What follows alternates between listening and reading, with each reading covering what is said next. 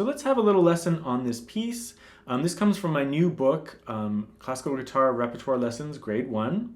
It's kind of a follow-up book to my 2 method books. So after a student plays through my 2 method books, they can get to this book, which is a collection of 8 pieces with lessons on the pieces, followed by the actual piece.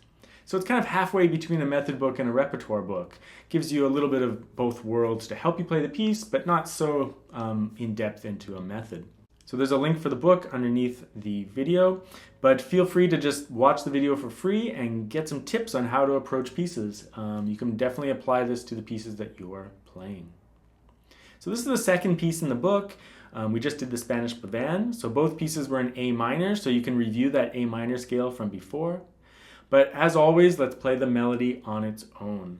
So I've written out the melody without the other voices, just so you can see the melody on its own and try to play it at your full potential as beautifully as possible. And then when you add the other notes to the piece, you want to make sure you're playing it just as beautifully and just as nicely.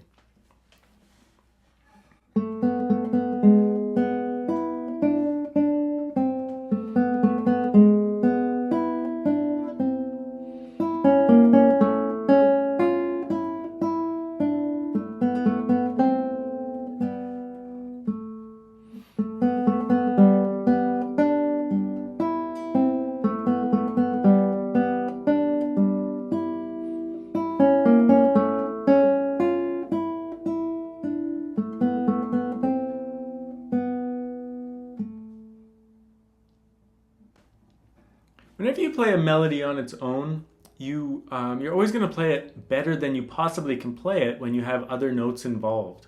But it's just really important, both for your hands to understand what nice legato melodies are like, but also for your ear. You want to be able to hear how nicely you can play that melody, and then try your best to reproduce that experience when you play the full piece.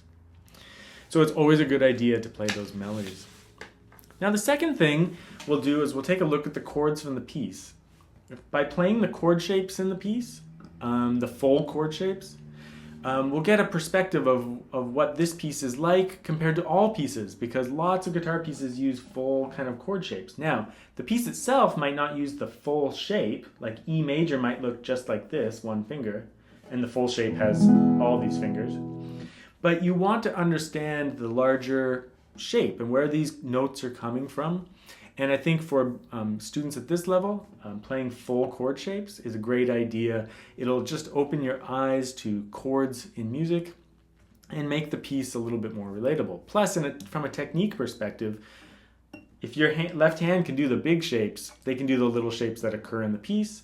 And you'll kind of be, when you look at the piece, you'll recognize like, oh, that's E major or that's A minor. So it's a good idea. The other thing I've done in this particular page in the book is I've put brackets around all the non-chord tones. Those are notes in the piece that aren't part of the chord. Because when you combine a melody with the chord, and you put them together, there's going to be notes in there that are from the melody but not from the chord. And so it's important to be able to look at music and recognize which notes are part of the chords and which notes are just part of the melody, or which ones are non-chord tones. So you're not supposed to really play the notation in this particular example, but as you play the chords, just take a look and compare which notes are part of the chord and which notes aren't. So I'll call out the chords for now. But of course, they're written in chord diagrams in the piece. So A minor, E major, E7, A minor, E major, E7, A minor, A major, A major, A7, D minor, A minor, E major, A minor, G, G7, C, A minor, G, G7, C, A major, A7, D minor, A minor, E, A minor. After you've gone over that and you've looked at the piece a little bit, come back to this page and compare it all. So the first bar, it's kind of all part of an A minor chord, except for the non-chord tone B. The second bar, you can really see the first one is E, and the second thing adds that little D, making it an E7 chord. You don't have to understand all the music theory right now. You just have to kind of get this into your hands for now, and then after studying some music theory later down the road, you can piece all that together. For now, just kind of recognize basic shapes so that when they come up in other pieces, you'll recognize them again. But you can see